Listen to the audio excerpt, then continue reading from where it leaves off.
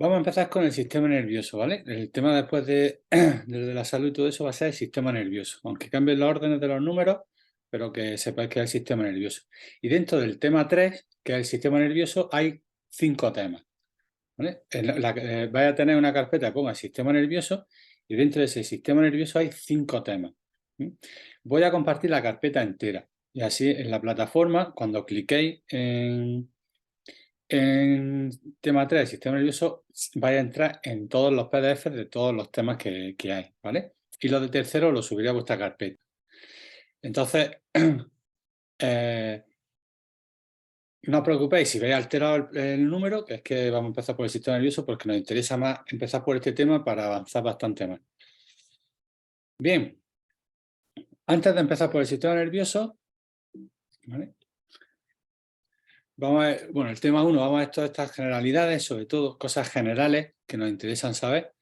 Y lo primero, ¿vale? Lo primero que vamos a empezar a ver es cómo funciona el sistema nervioso, porque siempre se habla de que el sistema nervioso, digamos que es el que gobierna todo, ¿no? El que controla todo junto con el sistema endocrino, ¿vale? Y el que demanda la información, regula las funciones y todas esas cosas. Pero me acuerdo que hace muchos años me preguntó una alumna y dice, pero vale, todo eso está muy bien, pero ¿quién regula el sistema nervioso? Y es verdad, muchas veces empezamos a estudiar el sistema nervioso, pero no entendemos cómo se activa el sistema nervioso. Entonces, lo primero que vamos a ver es cómo funciona y cómo se activa y cómo interactúa con el resto del cuerpo el sistema nervioso, ¿vale? Entonces, para que el sistema nervioso funcione, siempre, ¿vale? Siempre tiene que haber un estímulo. Ya puede ser de fuera o puede ser de dentro, del cuerpo me refiero, ¿no?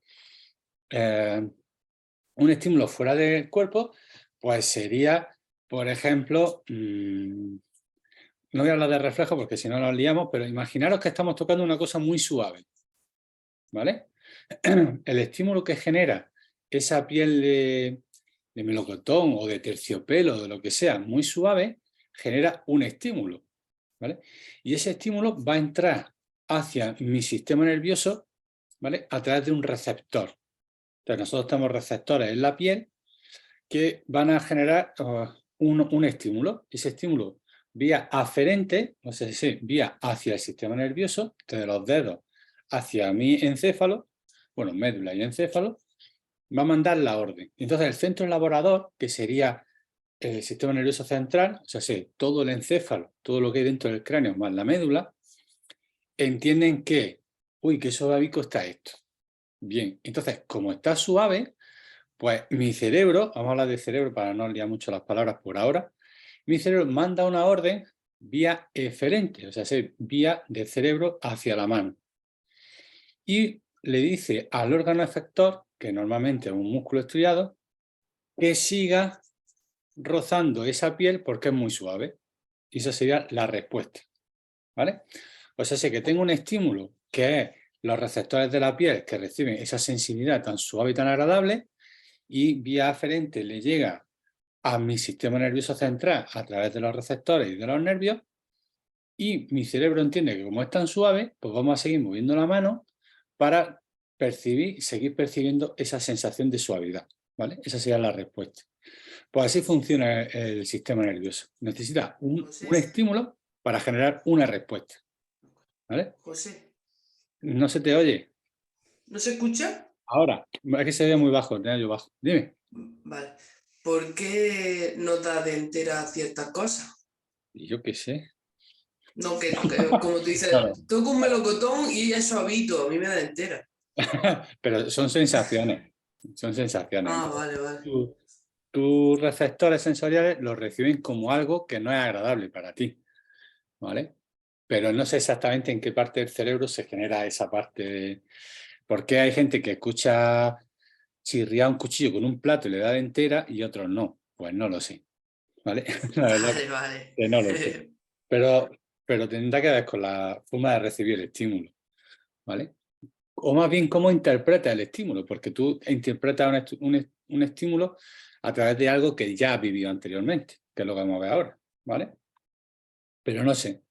Mira, diciendo una tontería, Primero de medicina, primera clase de fisiología, y un alumno tan espabilado le preguntó al profesor que por qué te das escalofrío tan agustico cuando haces pipí la primera vez que haces por la mañana. Imagínate la contestación del profesor. ¿Vale? No sé, hay muchos estímulos que no sé por qué son, pero... ¿vale? Lo que sí está claro es que necesitamos un estímulo, eso sí es importante, ¿vale? Y puede ser un estímulo interior. Un estímulo interior, por ejemplo, sería por ejemplo, pues mi intestino grueso, mi recto, dilata porque hay muchas heces y entonces provoco un reflejo que le mando a mi cerebro para decir que tengo que ir al baño, ¿vale? O sea, hay un estímulo y se produce una respuesta. Siempre tiene que haber un estímulo, ¿vale? Entonces, por ejemplo, una cosa importante de todo esto que digo que siempre tiene que haber un estímulo es que cuando nacemos con unos reflejos. No es un estímulo, es un reflejo de una acción involuntaria, ¿vale?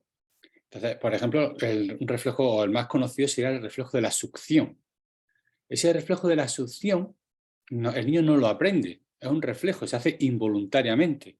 Pero ese reflejo permitirá, cuando pase un tiempo, poder verbalizar y poder comer, tragar y masticar y todo eso, ¿vale? O sea, un reflejo que ya tengo de chiquitillo me permitirá hacer un movimiento consciente más adelante, ¿vale? Entonces, en los adultos necesitamos estímulos para que haya una respuesta. Si no, la respuesta es mínima, ¿vale? Entonces, el tejido nervioso es un tejido especializado en recibir información desde el medio externo e interno, ¿vale? Y además lo va a transmitir. No es que lo reciba solo, sino que además lo va a transmitir. Lo que hace es que la información es procesada, integrada y comparada con experiencias guardadas. Eso es una cosa fundamental. Nosotros siempre comprobamos lo que estamos viviendo con algo que ya hemos vivido anteriormente o con una respuesta predeterminada, que es los reflejos que os decía antes, ¿no? Y para seleccionar efectuar una reacción apropiada. Normalmente los reflejos en un adulto, un niño adulto, básicamente es para salvarte la vida, ¿vale? La mayoría de los reflejos que tenemos son reflejos para salvarte la vida, ¿vale? O sea, son acciones que necesitamos casi ni pensarlas para poder realizarlas. Y en los bebés sí, ¿no? Un bebé con 2 horas lo pones de pie en una mesa y anda, ¿vale? Con 2 horas anda y con 2 días ya no anda. Ese reflejo que tiene le ayudará luego a mecanizar un movimiento. La recepción de información es la función del sistema nervioso central, lo que he explicado antes. Toda la información llega a médula y sistema nervioso central craneal, o sea, todo el encéfalo. Proceso de integración, análisis y respuesta. Es lo que hace el encéfalo, ¿vale? Es desarrollado por el cerebro, que está más, casi siempre que veáis el cerebro pasa a encéfalo, ¿eh? Y la médula espinal, que comprende el sistema nervioso central, ¿vale? La sustancia gris y la sustancia blanca ya veremos lo que es un acúmulo de cuerpos neuronales o de axones. La transmisión de la respuesta del órgano efector la realiza el periférico, ¿vale? O sea, se transmite a través del periférico y lo que hace es procesarse e integrarse en el central.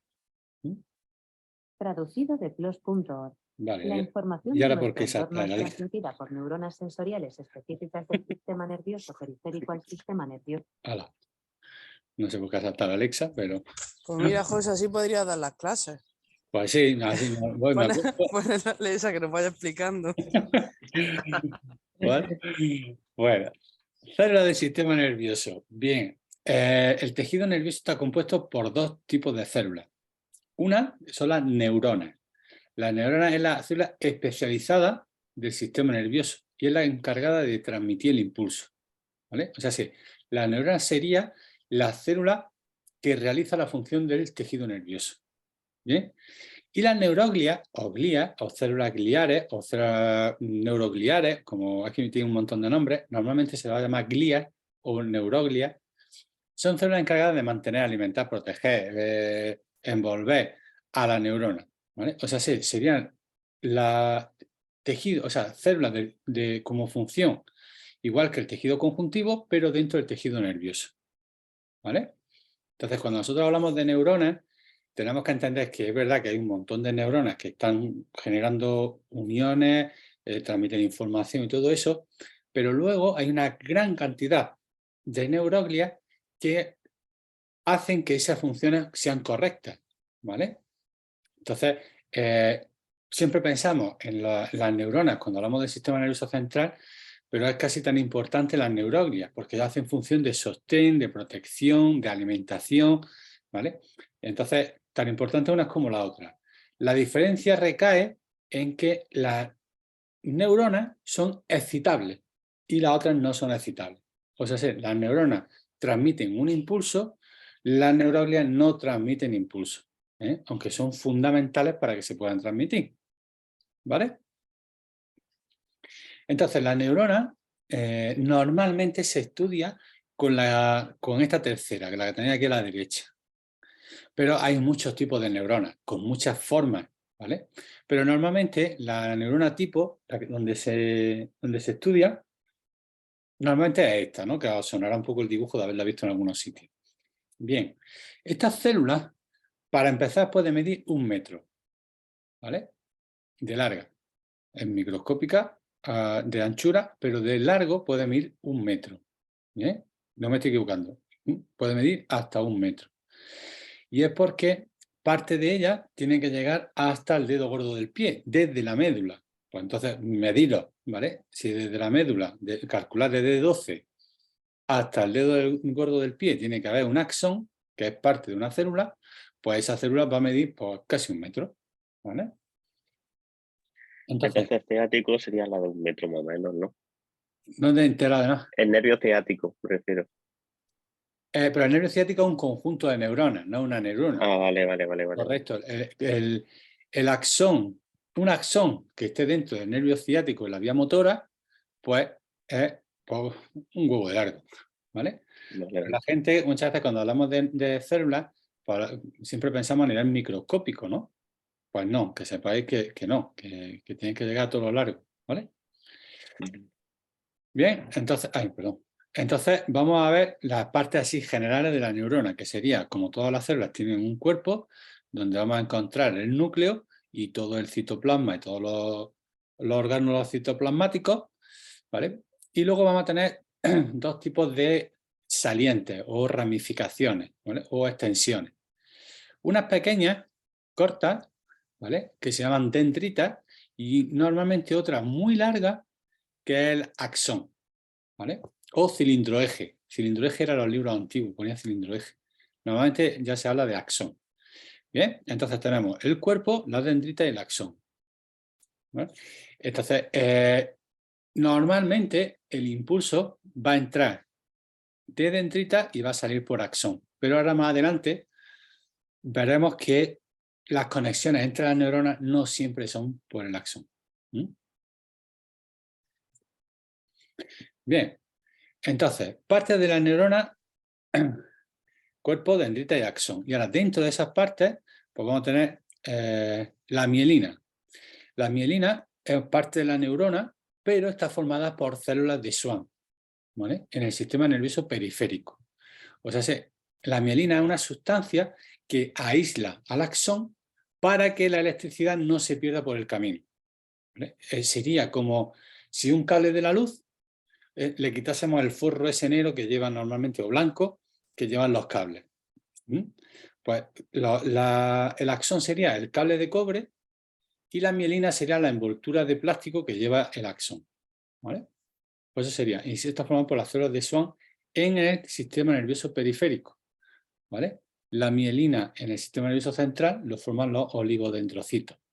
Entonces, bueno, pues una de las cosas que llama más la atención es siempre el dibujo este, como cortada esa mielina. Correcto, la mielina está cortada, ya veréis por qué se corta, y esos espacios que se generan entre cada trocito de mielina se llaman nódulos de Ranvier, ¿vale? Y entonces esos espacios son fundamentales para que funcione bien en la transmisión del impulso. Bien, la sustancia de Nys, que es la que recubre la membrana citoplasmática, y ya pues todas las partes que tiene una neurona.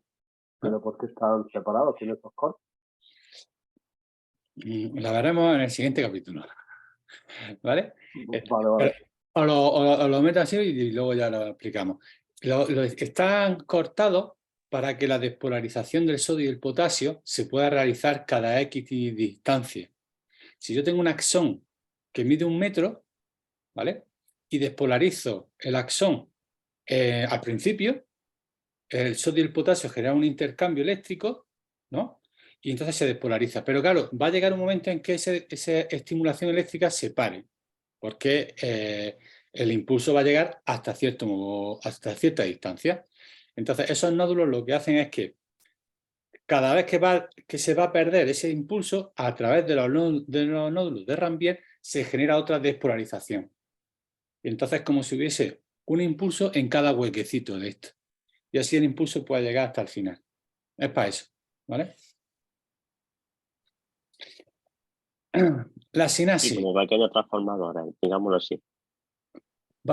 Sí, como si hubiese varios cebadores que pegan el chispazo y permiten el intercambio de sustancias, ¿vale? De despolarización en esa zona. Vale. ¿Vale? La sinapsis es el lugar en el que se transmite la respuesta eléctrica de una célula a otra. O sea, esa sería la unión entre una célula y otra. Algunas neuronas comunican utilizando transmisión eléctrica, química o las dos. Bien, normalmente nosotros vamos a estudiar más la...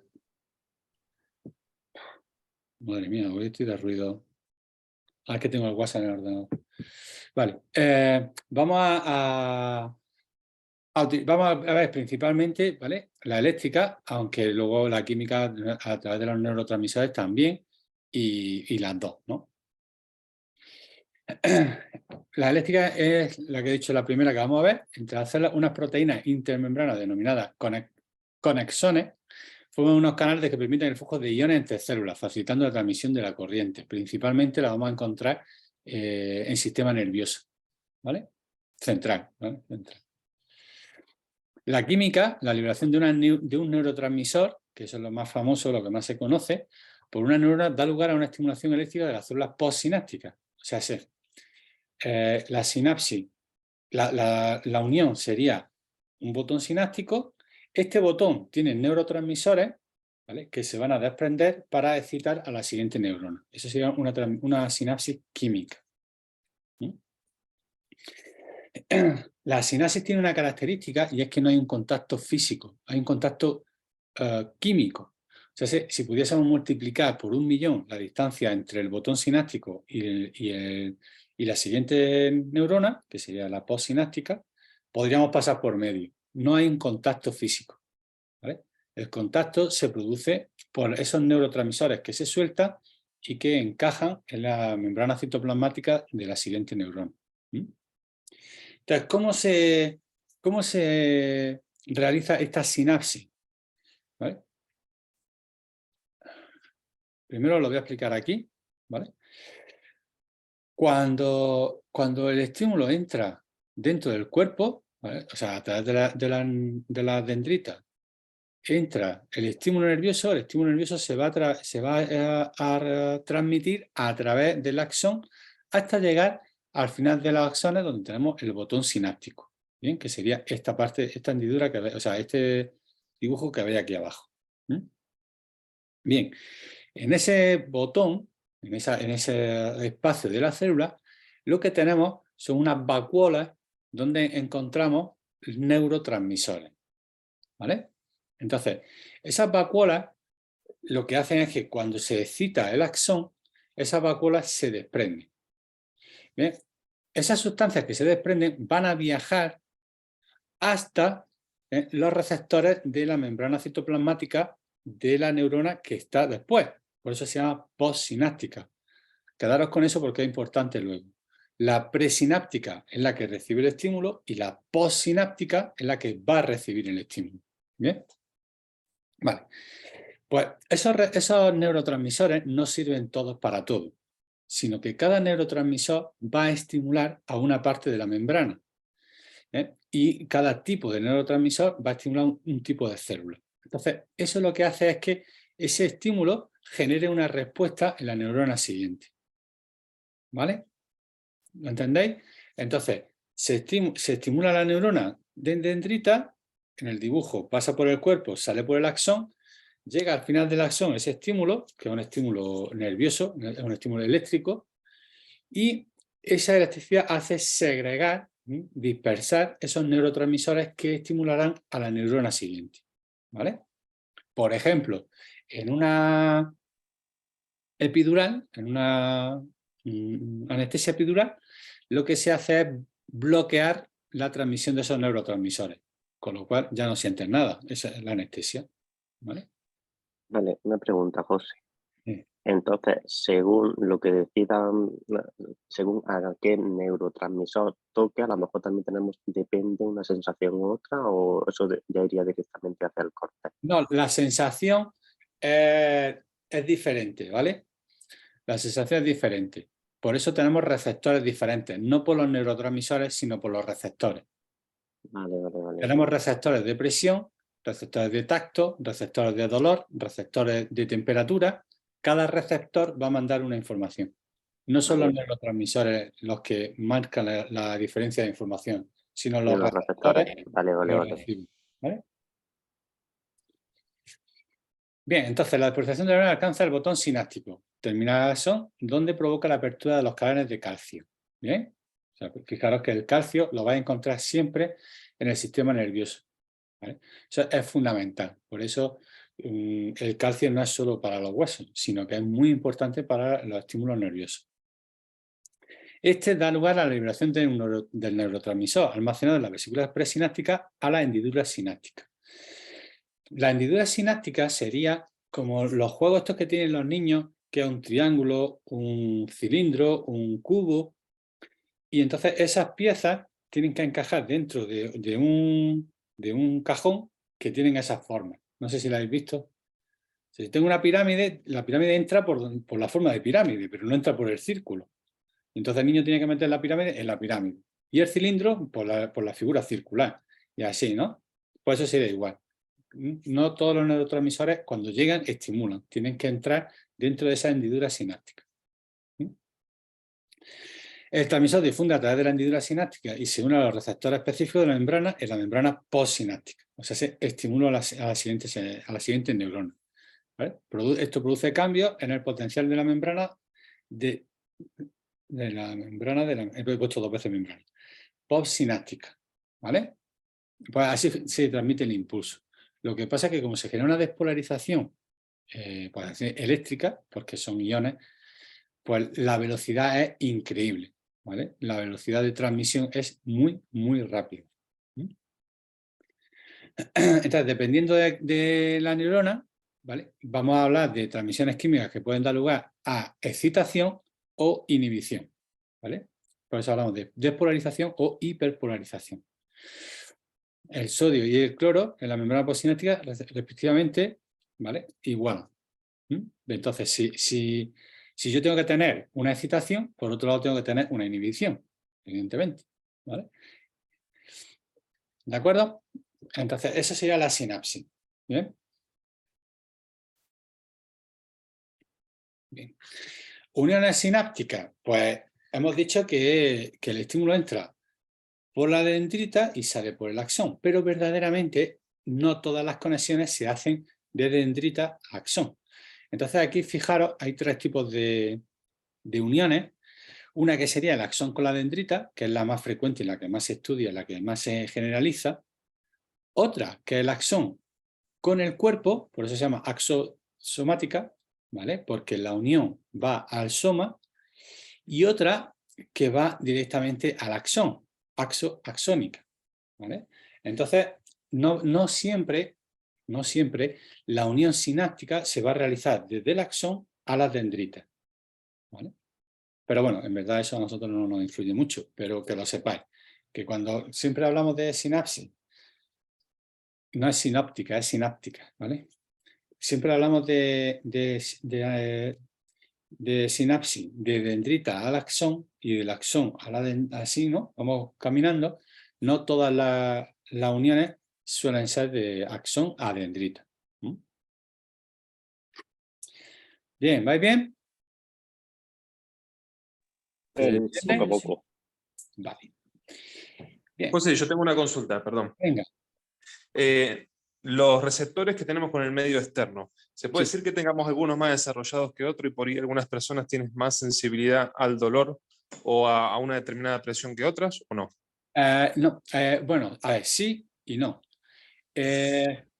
Nosotros tenemos unos receptores, ¿vale? No creamos más receptores, lo que hacemos es educar a los receptores. Nosotros educamos para tener más tacto, ¿no? Nosotros, como osteópatas, necesitamos tener percepción en las manos. Entonces lo que hacemos es educar a mi cerebro a que tenga más percepción en las manos. ¿Vale? Vale. Y luego, con el tema También del dolor, el tema del dolor es diferente, porque la percepción del dolor es subjetiva, nunca es objetiva. ¿Vale? Entonces, eso también sería adaptativo, ¿no? ¿qué? Que sería adaptativo si, por ejemplo, una persona pierde visión, va desarrollando más oído y olfato, ¿no? Sí, pero esos son sentidos. Yo me refiero de receptores de la piel. Sí, vale, vale. ¿No? Claro, exactamente. Va a trabajar su cerebro de otra manera. Vosotros tenéis que pensar que casi siempre, por no decir siempre, pero casi siempre, lo que se educa es al cerebro, no a la mano. Vamos a hablar de masaje, ¿vale? Yo no genero más receptores sensoriales en la mano porque toco mucho. Lo que hago es, digamos, hipertrofiar parte de mi cerebro porque siempre estoy tocando y siempre quiero intentar ver lo que hay. Entonces lo que hago es educar la palpación, ¿vale? Pero no Bien. genero más terminaciones nerviosas, sino que desarrollo mejor mi cerebro en la palpación, ¿vale? Que le pasaría lo que ha hecho José, le pasaría a un ciego para leer braille, ¿vale? Y con el tema del dolor, la vía del dolor, que la veremos más adelante, es muy importante en ese caso. Entonces, en la vía del dolor influyen analgésicos que generamos nosotros y luego afecta a una parte del cerebro. Entonces, si esa parte del cerebro está saturada, pues la percepción del dolor es mayor. Y eso sería el dolor crónico. Ahora, que tú le aprietes a una persona en el masaje y chille más y le aprietes con la misma fuerza y chille menos, depende mucho de la percepción de la persona. ¿Vale? De la percepción. ¿No? ¿Vale, Matías? Vale. ¿Se entiende? Perfecto, sí, José. Sí, Por sí, eso, genial. vosotros pensáis siempre que cuando nosotros hacemos cualquier cosa, lo que estamos haciendo es educar al cerebro. ¿Eh? Mira, voy a decir un ejemplo para empezar ahora con otro tema. Creo que lo hablé en tercero el otro día. Bueno, vosotros imaginaros el tema de las compensaciones. Vamos a hacer una compensación muy tonta, pero me sirve. Mi codo no funciona bien y compenso el movimiento con el hombro, ¿vale? Eso es bastante lógico. Si yo no puedo mover mucho el codo, tendré que mover más el hombro para compensar el movimiento del codo. Lo que sucede no es que mi codo deje de funcionar, es que mi cerebro deja de funcionar en la región del codo. Y entonces digamos que el hombro invade la región del codo. Con lo cual cada vez habrá más compensación y cada vez mi cerebro mandará más la orden al hombro y para compensar el codo. ¿Lo entendéis? Cuando hablamos de que la cadera compensa la rodilla, no es la cadera dice, hostia, la rodilla no está funcionando. Entonces, no es así. Es mi cerebro el que dice, oye, que esto no está funcionando y ahora vamos a invadir esa zona del cerebro para poder trabajar la rodilla. ¿Vale? Cosa que es peligrosa, claro. Peligrosa me refiero que las disfunciones al final se convierten en lesiones. ¿Bien? Bien. Definición de nervios. Esto es importante porque muchas veces confundimos una cosa con la otra, ¿eh? Son estructuras, ¿vale? No es una pieza, son estructuras conductoras de impulsos nerviosos situados fuera del sistema nervioso central. Fundamental, ¿vale? Todo lo que sea nervio es periférico. Todo. Aunque el nervio salga del cráneo, que ahí es donde se entra siempre la duda, ¿no? Coño, si el nervio se queda en la cara, entonces está en el cráneo, da igual. Todo lo que sea nervio es periférico, todo, ¿vale? Esto es muy importante que lo entendáis, porque no es lo mismo una lesión del sistema periférico que del sistema central. Pues todo lo que sea nervio es periférico. Y normalmente suele ser menos grave, normalmente. Están formados por un conjunto de axones agrupados, o sea, un conjunto. ¿Vale? No un nervio no es un axón, es un conjunto de axones, cada uno de los cuales procede de una neurona, evidentemente. Claro.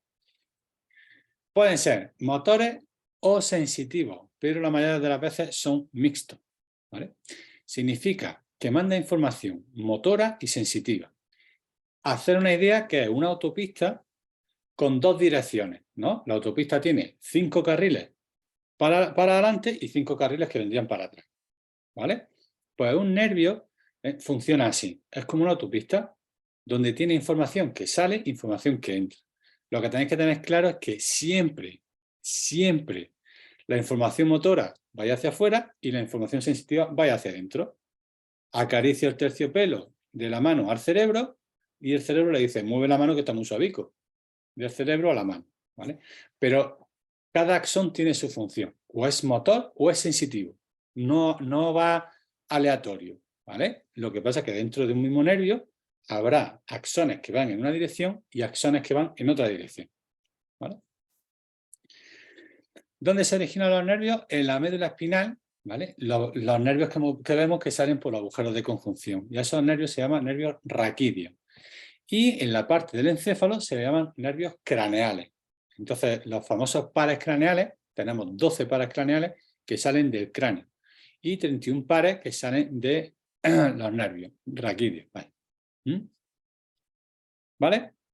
Entonces, que quede claro que un nervio lleva información tanto al cerebro como desde el cerebro. ¿Vale? Eso tenéis que tenerlo cristalino. Ahora, dentro de un nervio habrá axones que vayan para adelante y axones que vayan para atrás. Pero casi todos los nervios, por no decir todos, ¿vale? Tienen información en los 2 sentidos.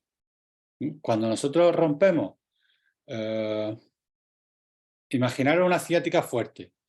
La gente nota dolor, vía sensitiva, pero además la pierna se le queda sin fuerza, vía motora, ¿vale? Entonces, un mismo nervio va a llevar vía sensitiva y vía motora, ¿eh? Acordaos de la autopista en 2 direcciones, ¿vale? Bien, ¿cuál es la estructura del nervio? Pues la misma que la de un músculo. Igual, solo que le vamos a cambiar el sufijo de misio a neuro. Entonces, a nivel de envoltura de tejido conjuntivo, va a tener las 3 envolturas. El epi, ¿vale? Por ejemplo, ahí lo tenéis. Epineuro, ¿vale? Pues ya sabéis que es la envoltura más externa del nervio. El peri, los fascículos, ¿vale? Si veis el endo, lo que es la envoltura de la célula. Entonces, un nervio está muy vascularizado, ¿eh? El nervio tiene una gran vascularización y el nervio también tiene una gran inervación. El propio nervio está inervado, ¿vale? Esa es otra cosa que muchas veces no se entiende. ¿Cómo el nervio va a estar inervado? Pues claro, porque si no estuviese inervado no tendría sensibilidad, ¿eh? Entonces, el nervio está inervado y vascularizado. Importantísimo, fundamental, la vascularización del nervio. Porque la sensación que nosotros tenemos cuando se nos duerme el brazo de dormir así, lo primero que hacemos es obstruir la sangre en el nervio. Y eso nos provoca una sensación desagradable que hace que movamos el brazo. Y eso es lo que ayuda a quitarte de esa posición para que el brazo funcione bien. Y eso es porque no le llega sangre. Sería como un estímulo para protegerlo. Entonces, fijaros, tenemos el epineuro, que sería la vaina del nervio. Luego, dentro del nervio tenemos fascículos, bien, lo veis ahí, y esos fascículos están envueltos por el perineuro, bien. Y luego, cada célula, cada axón, bueno, sí, cada axón, vamos a decirlo, estaría envuelto en ese endoneuro. Y dentro pues tenemos grasa, tenemos vasos vasculares, ¿vale? Y la característica del epineuro es que no es elástico, ¿vale? Los nervios no son elásticos, entonces su movilidad la generan por 3 estados del nervio. Cuando nosotros nos movemos, por ejemplo, si yo hago este movimiento, estoy estirando todo mi plexo braquial a muerte, o sea, le estoy tirando a todo lo que da. Sin embargo, yo no me lesiono, ¿vale? Yo puedo realizar el movimiento, ¿bien? Igual que una chica de gimnasia rítmica puede hacer todos los movimientos que hace, aunque los nervios no sean elásticos, ¿vale? ¿Cuál es la característica del nervio? Bien, lo primero que hace el nervio cuando se estira es quitar las arrugas, para que nos entendamos, ¿vale? Entonces, ese epineuro está como arrugado. Entonces, cuando yo lo estiro, lo que hago es tensar, como si tenso una camiseta, una camiseta que no fuese elástica, yo la tenso y le quito la arruga y ya he ganado distancia. Y lo siguiente que hace el nervio para poder moverse es un deslizamiento.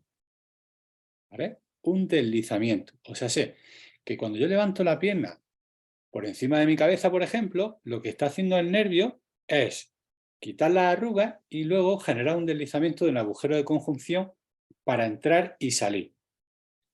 Y eso permite que yo pueda levantar la pierna bastante. ¿Vale? ¿De acuerdo? Y el tercer estado sería la tensión, donde no sigas que te vas a hacer daño. Entonces, eso fisiológicamente se entiende muy bien de por qué, sin ser elástico, yo me puedo mover en todas las direcciones. Pero cuando hay una lesión, también se entiende muy bien. Si el nervio está atrapado, no se puede deslizar. Entonces, como no se puede deslizar, genera un problema. Por ejemplo, un túnel carpiano, que es lo más fácil así de entender, la compresión. Entonces, el nervio lo que hace es que se atrapa, o un ciático, ¿vale? O sea, un síndrome de piramidal. Igual, lo que el nervio se atrapa porque hay mucha congestión en la zona, o una hernia discal que comprime el nervio contra el hueso. Todo eso sería un atrapamiento. Entonces, una vez que hay atrapamiento, no hay deslizamiento. Y ahí es donde aparece el problema. ¿Vale? Entonces, los que estéis en tercero, recordar esto porque luego Carlos en la neurodinamia os explicará todas estas cosas. La neurodinamia son movimientos que se realizan específicos para deslizar el nervio. Entonces, el nervio, como no es elástico, necesito primero tensarlo para quitar la arruga y luego deslizarlo. Y ahí es donde está la importancia. Cuando damos masajes, también ayudamos a que el deslizamiento del nervio se realice mejor. Cuando nos movemos, ¿vale?, lo que hacemos es que el nervio se pueda deslizar con el resto de tejido conjuntivo y de fascia que tiene perfectamente. ¿Vale? Otro atrapamiento famoso del nervio sería el neuroma de Morton, que es el que da en el pie. Pues otra es lo mismo. El tejido conjuntivo atrapa el nervio y se hace toda una maraña. ¿Vale? ¿De acuerdo? José, ¿Entiendes? Sí. Dime. la neurodinamia es, por ejemplo, el estiramiento por así decirlo, no estiramiento, del ciático cuando tenemos que echar la cabeza hacia atrás, estirando la pierna y al contrario. Correcto. Eso es exactamente. Esos son los movimientos bueno, hay gente que dice neurodinámica y otros de neurodinamia. No sé si son las dos correctas. Pero Eso se hace para que se deslice mejor la vaina del nervio, ¿no? Exactamente. Esos movimientos permiten que haya un deslizamiento del nervio con la fascia, con el tejido conjuntivo. Entonces la fascia puede hacer, no sé si se ve bien, pero sería hacer esto. ¿Vale? Y permitir el deslizamiento. Y eso es muy importante, muy, muy importante. ¿Vale? ¿De acuerdo? Vale. ¿Alguna pregunta sobre el nervio? Sí. Los de primero, manifestaros. ¿Tenéis alguna duda? No, ninguna, José. ¿Bien? Todo bien, todo Vale. bien. Perfecto. Bien, vamos a empezar con la clasificación del sistema nervioso. Hay dos formas de clasificar el sistema nervioso y nos tenemos que saber las dos. Primero vamos a ver una y luego la otra, pero normalmente a la hora de hablar o de leer un libro, las dos clasificaciones se juntan. Por eso hay que dominarlas perfectamente, las dos, porque luego hablamos de las dos a la vez.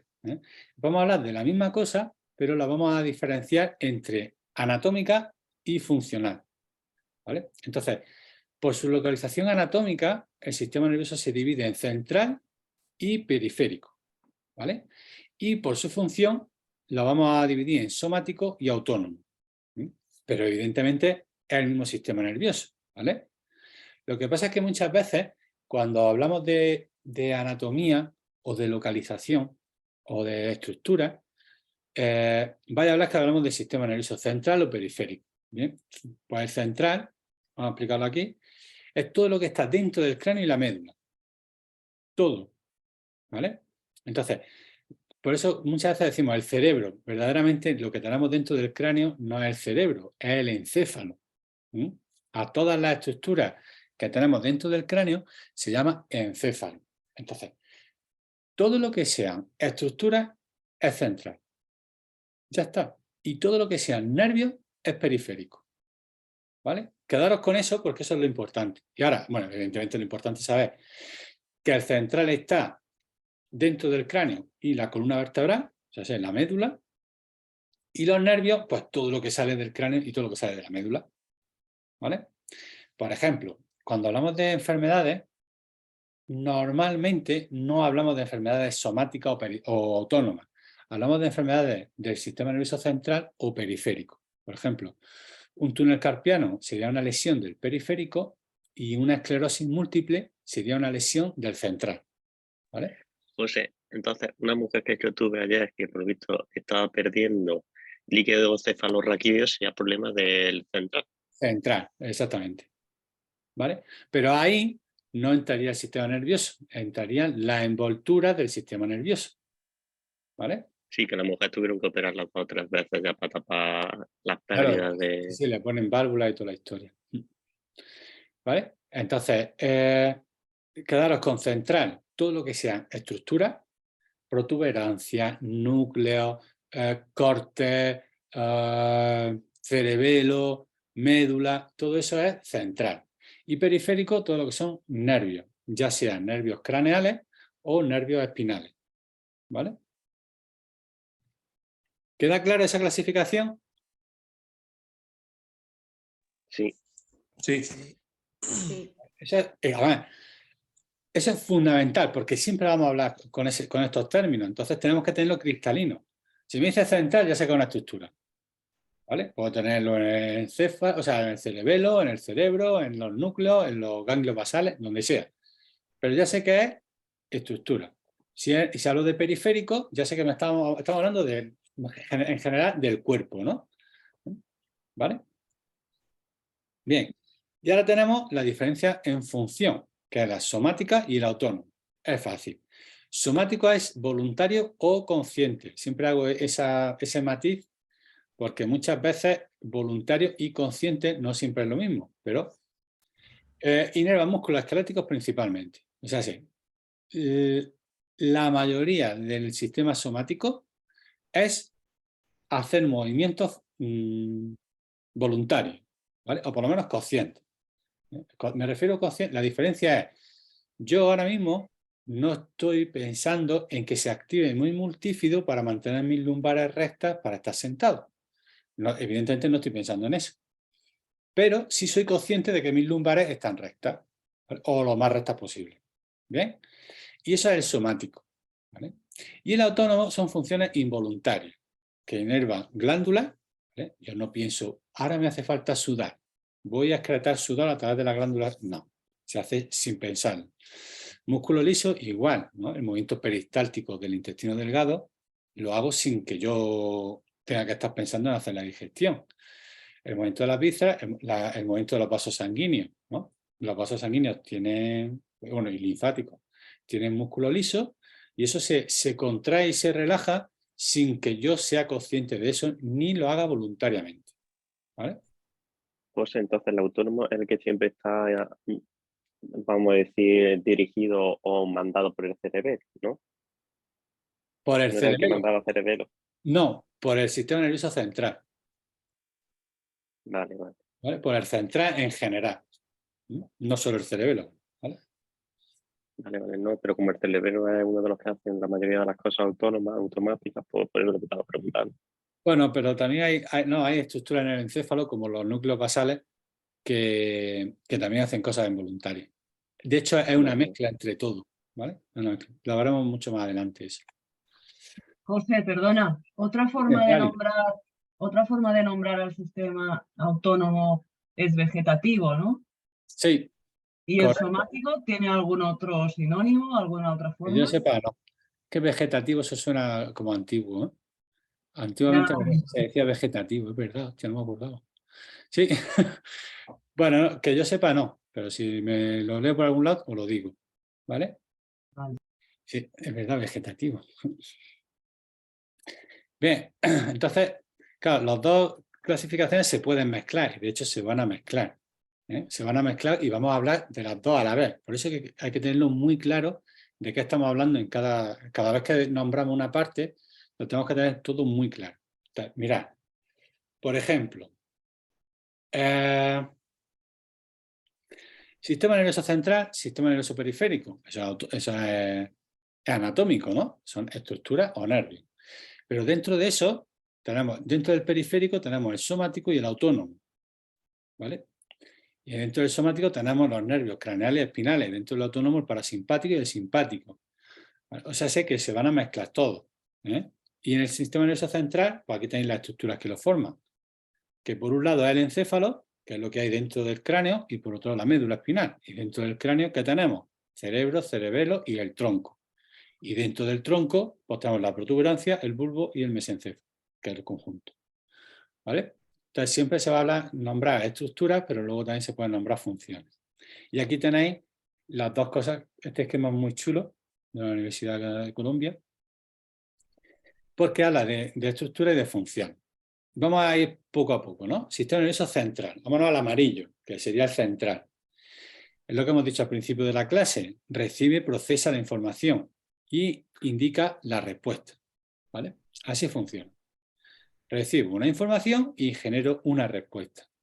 Y entonces tenemos el encéfalo y la médula como parte del sistema nervioso central. Entonces el encéfalo recibe y procesa información sensorial, inicia una respuesta, ¿vale? Almacena memoria y genera pensamientos y emociones. Esa sería un poco la función en general del encéfalo. Eso significa que todo tiene que pasar por ahí. Es como Frank, el profesor de postrología, le llama la placa base, ¿no? Esto sería como la placa base. Pues ahí tiene que ir todo. Y la médula espinal conduce señales al y desde el cerebro. O sea, sería la estructura que manda, que transmite la información a través de la médula para que salgan por los nervios raquídeos. ¿Bien?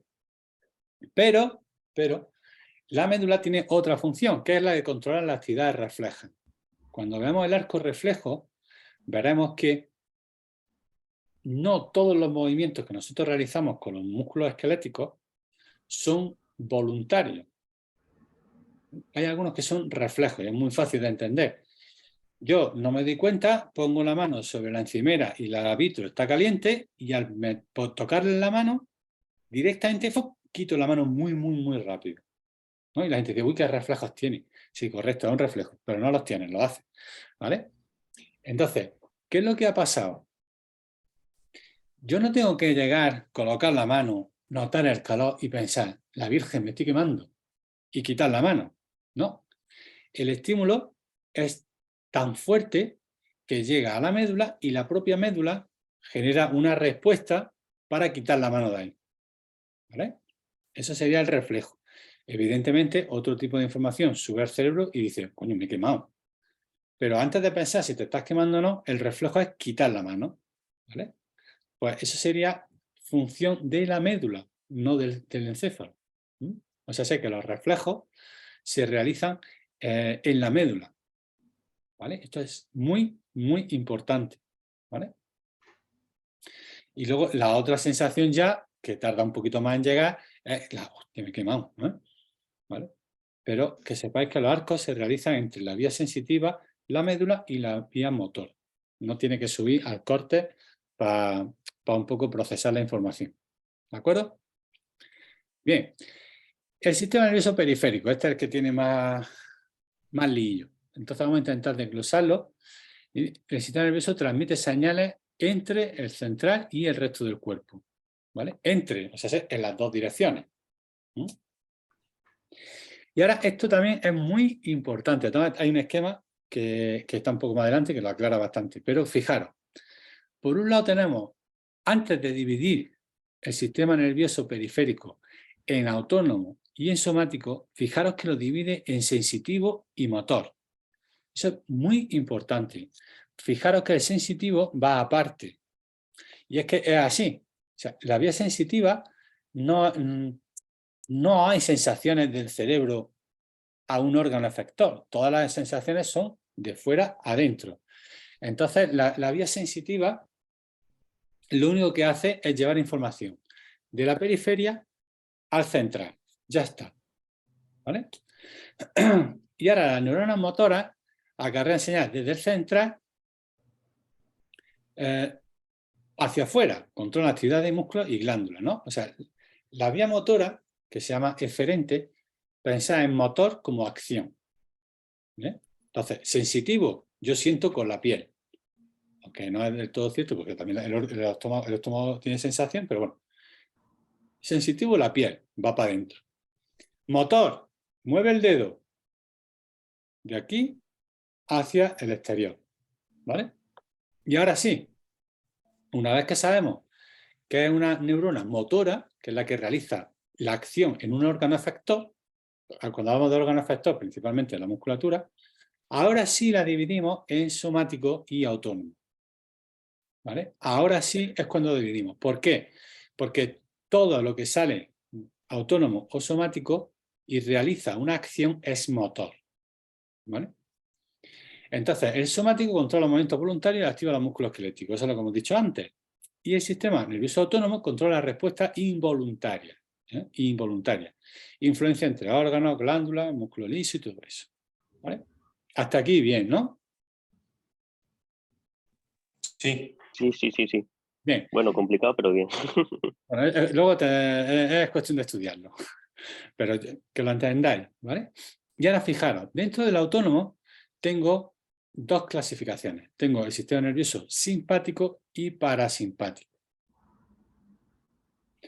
Importante clasificación. Sistema simpático y sistema parasimpático, los dos son autónomos, son involuntarios. Entonces, en general, este sistema, ¿vale?, lo que hace es marcar un equilibrio en las funciones vitales. Cuando dicen el simpático es lo contrario del parasimpático, a mí no me gusta decir que es lo contrario, sino el complemento. Es como lo que entienda del yin y el yang sería eso, ¿vale? Entonces, cuando uno crea, el otro destruye. Cuando uno se excita, el otro te relaja. Y siempre mantiene un equilibrio, ¿vale? Entonces, el sistema nervioso simpático, en general, lo típico es la respuesta de pelear o huir. ¿Vale? Lo vais a escuchar muchas veces esa expresión. El sistema autónomo simpático te prepara para la huida o la lucha. O sea, te pone a 1000. Eso va a provocar un montón de respuestas en nuestro organismo, como pueden ser más sangre en el músculo, más adrenalina, más fuerza, voy a oler mejor, voy a ver mejor, voy a estar más atento. Todo eso sería el sistema simpático, ¿vale? Entonces, por eso pone prepara el cuerpo para las situaciones de estrés o actividad física. Eso es lo que ahora mismo, si estuviese muy ilusionado por estudiar esta clase, estaría vuestro sistema simpático a todo lo que da, ¿vale? Cuando estáis a las 4 de la tarde ahí en clase, echados así un poquillo, pues ahí actúa el parasimpático. ¿Qué hace el parasimpático? Prevalece durante el tiempo de reposo. Actúa directamente en las actividades basales del organismo. Cuando nosotros estamos en fase de sueño, de descanso, actúa el parasimpático. Entonces lo que hace es bajar las constantes. Baja pulsaciones, baja respiraciones y lo que hace principalmente es la fase de recuperación. La fase de recuperar todos los tejidos, de filtración. Entonces, en la fase de reposo es cuando mi cuerpo se recupera, para luego poder estar en una fase de estrés, alerta, activo y pendiente. ¿Vale? Entonces, esos dos estados tienen que ser, ¿vale? Tienen que estar en equilibrio. Entonces, ahora a las 9 de la mañana tiene que estar mi simpático a todo lo que da. Pero eso no significa que no haya funciones parasimpáticas. ¿Bien? Mientras que luego por la noche mi parasimpático es el que tiene que coger el protagonismo. Entonces mi sistema nervioso simpático se inhibe un poco y actúa el parasimpático. Y entonces, ¿qué hago de noche? Pues mi hígado filtra más, mis tejidos que he roto durante el día los recupero, metabolizo mucho mejor, ¿vale? Y eso hace que yo descanse y recupere. ¿Bien? Entonces ahí actúan. Por supuesto, no actúa uno u otro, sino que los dos están actuando a la vez. En determinado momento actúa mi simpático y en determinado momento actúa mi parasimpático.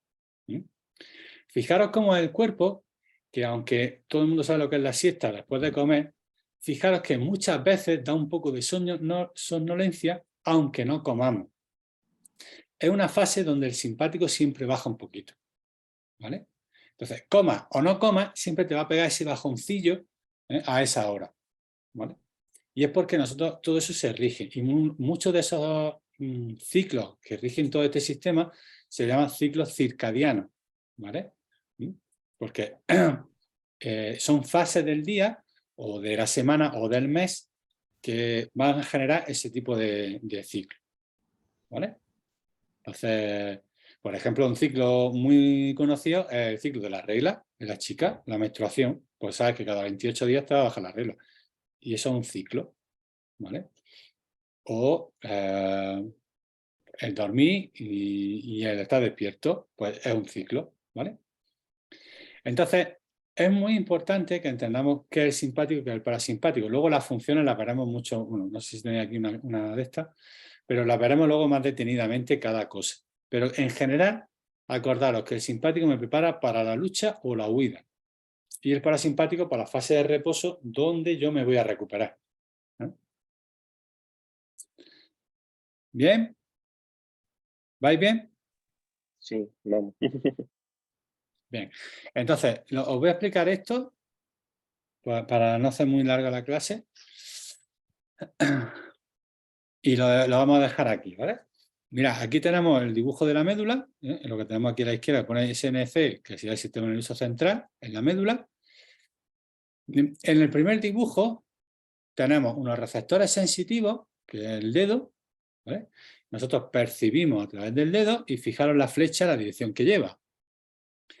Esa información va a ir desde los receptores de la piel hasta la médula, ¿vale?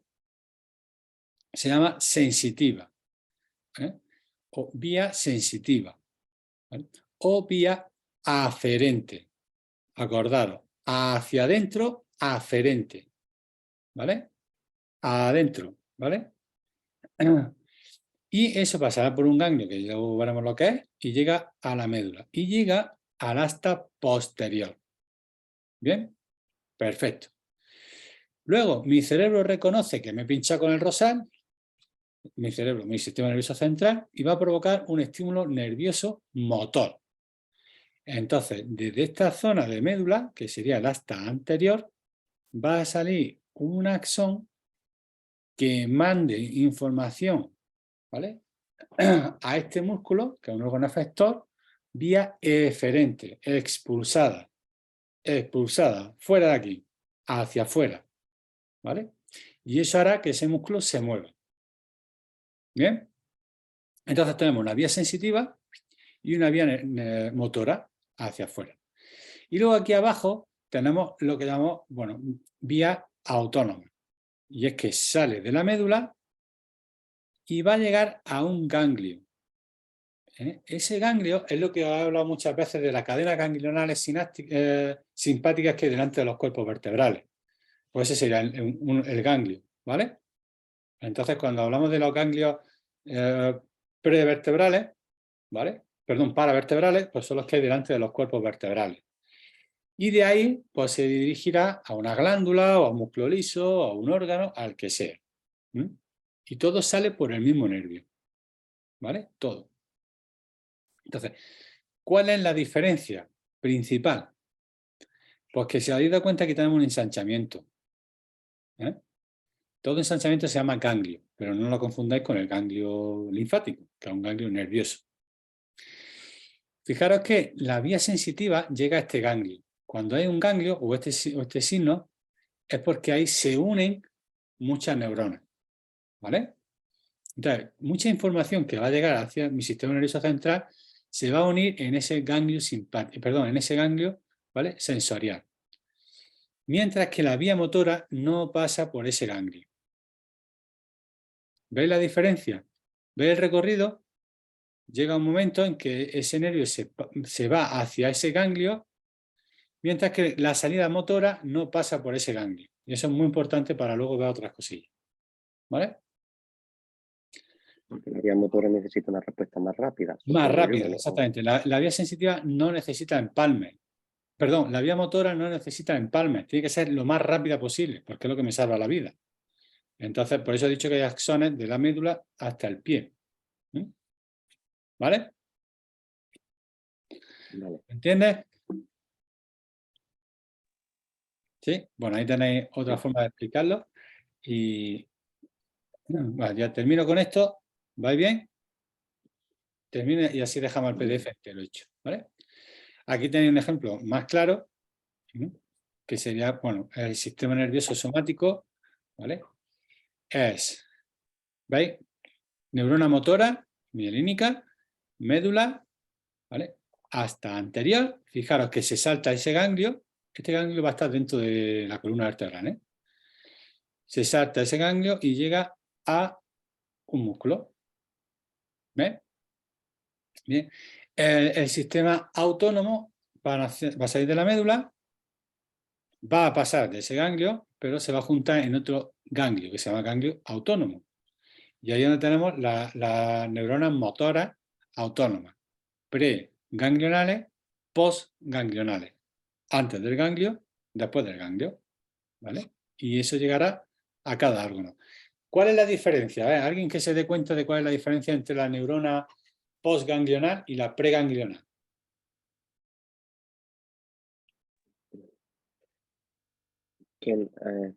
Pues que uno es para el autónomo y el otro es voluntario, ¿no? O sea, uno es del... No, me refiero, entre esta neurona y esta neurona, ¿cuál es la diferencia? ¿La mielina o...?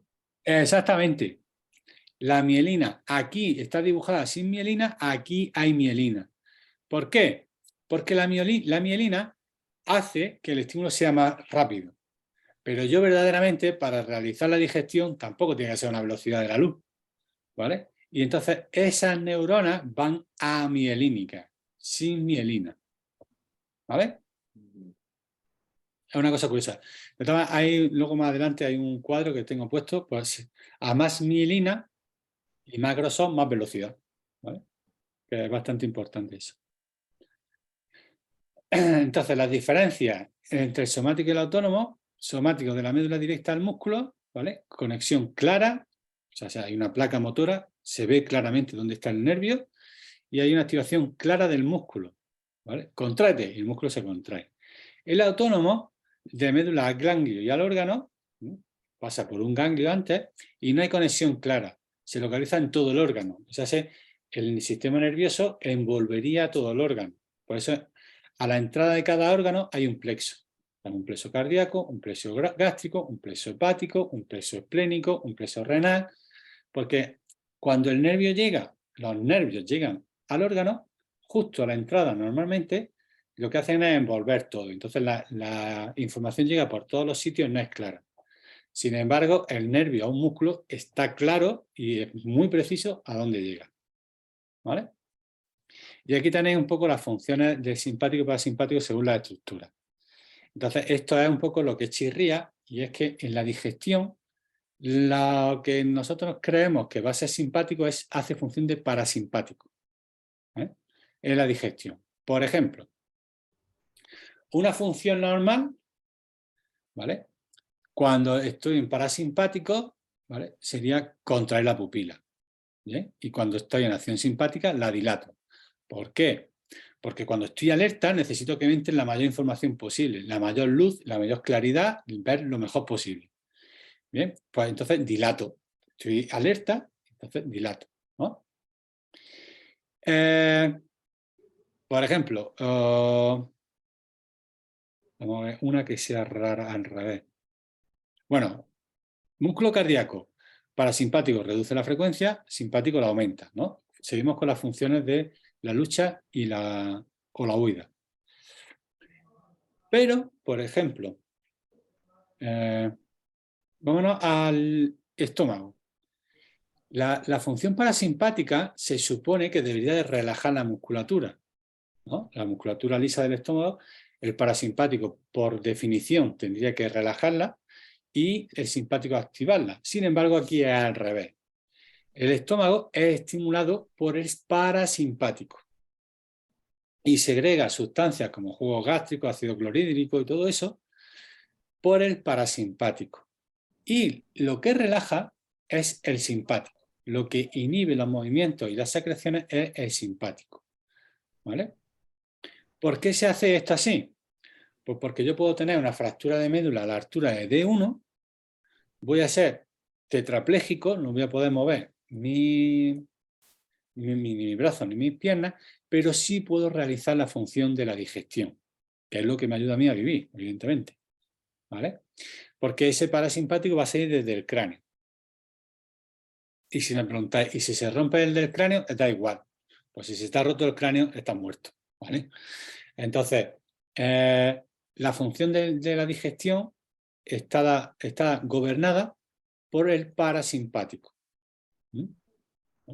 Entonces, aquí como que cambia un poco la función. Y en la respiración también, ¿no? ¿Cómo? En la respiración también lo cambia. Porque aquí No. el pulmón pone que contrae los bronquios y... Vale. Relaja los bronquios para que te entre más aire.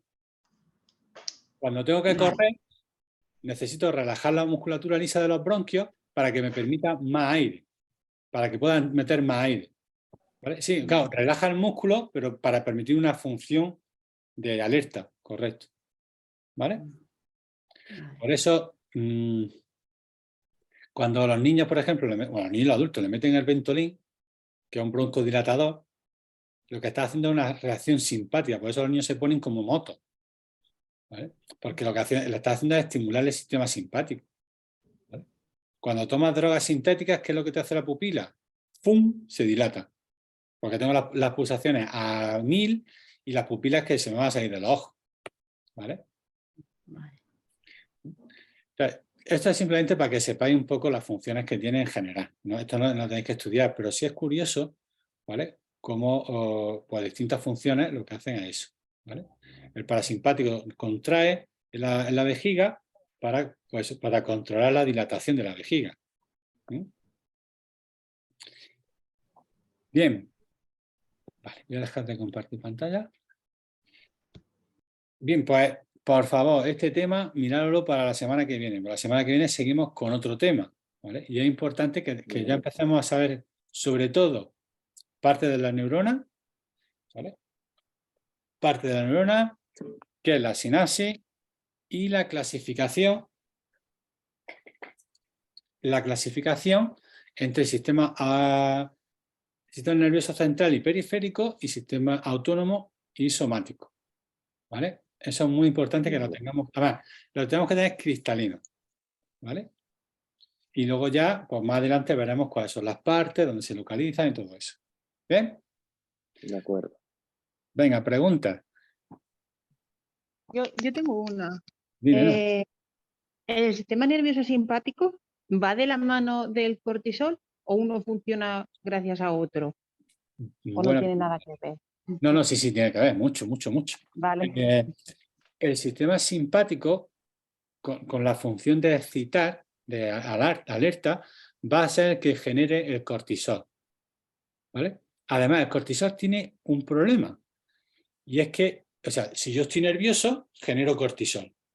¿Vale?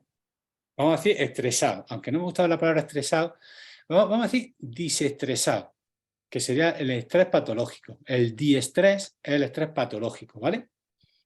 Entonces estoy muy disestresado. Genero cortisol. ¿Vale?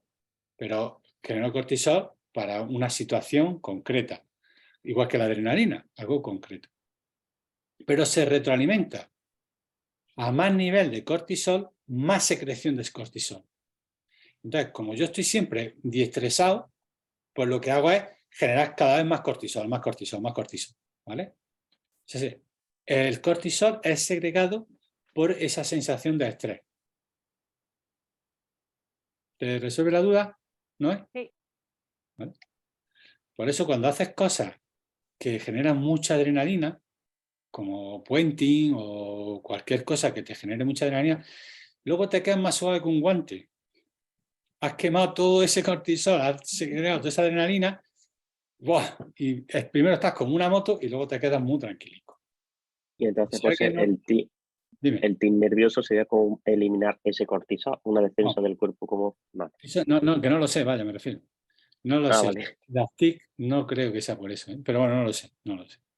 Lo que sí está claro, y tenéis que tenerlo cristalino, es que el cortisol se elimina a través del músculo estriado.